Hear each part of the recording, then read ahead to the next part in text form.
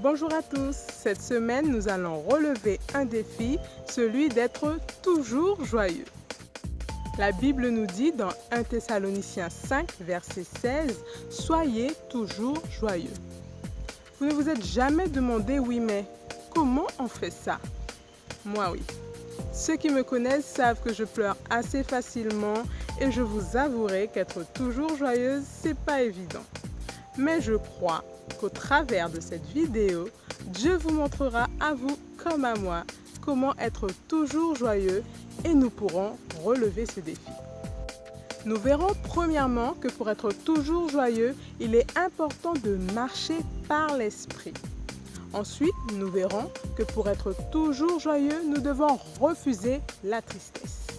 Et enfin, nous verrons qu'il est important d'avoir une vie de louange si nous voulons être toujours joyeux. Avant toute chose, si nous voulons être toujours joyeux, il est important de marcher par l'esprit. Pourquoi?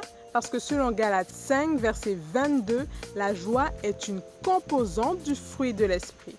1 Thessaloniciens 1, verset 6 nous parle également de la joie du Saint-Esprit.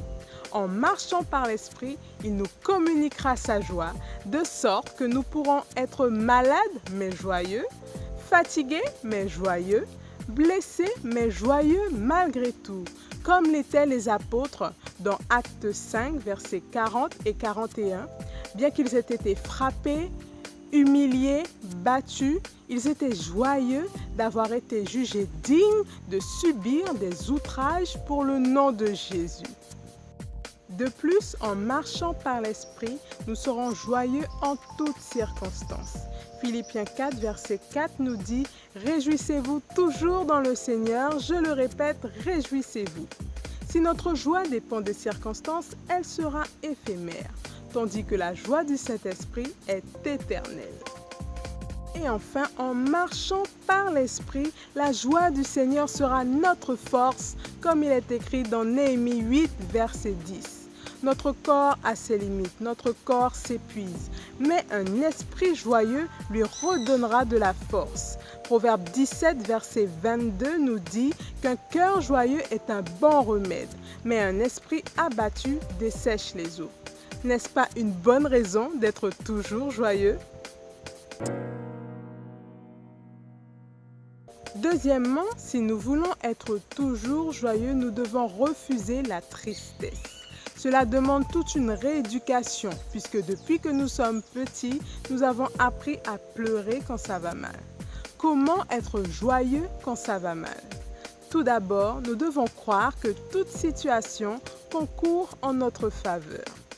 Toutes situations, même celles qui semblent négatives, sont pour notre bien. Romains 8, verset 28 nous dit que Dieu fait concourir toutes choses au bien de ceux qu'il aime. Ce qui signifie que même un événement fâcheux est source de bénédiction. De plus, être joyeux est signe que nous avons saisi la valeur du salut face à tout ce que Jésus a subi pour nous. Que représentent nos problèmes de santé, nos problèmes d'argent? Ensuite, pour refuser la tristesse, nous devons accepter que Dieu prenne soin de nous. 1 Pierre 5, verset 7 nous dit « Déchargez-vous sur lui de tous vos soucis, car lui-même prend soin de vous. » Dieu lui-même nous demande de ne pas nous inquiéter. Ésaïe 41, verset 10 nous dit « Ne crains rien, car je suis avec toi. Ne promène pas des regards inquiets, car je suis ton Dieu. » Nous avons un Dieu qui se soucie de nous, un Dieu qui veut notre bonheur. N'est-ce pas là encore une bonne raison d'être toujours joyeux? Et enfin, si nous voulons être toujours joyeux, il est essentiel d'avoir une vie de louange. Comment avoir une vie de louange? Tout d'abord, en étant reconnaissant au Seigneur au quotidien. Cessons les plaintes, cessons les murmures. Le simple fait de nous réveiller chaque matin est signe de la bonté et de la grâce du Seigneur envers nous. Ésaïe 38, verset 16 nous dit que c'est par les bontés du Seigneur que nous jouissons de la vie. C'est par elles que nous respirons encore. Témoignons donc notre reconnaissance envers le Seigneur pour le souffle de vie qu'il renouvelle en nous chaque matin.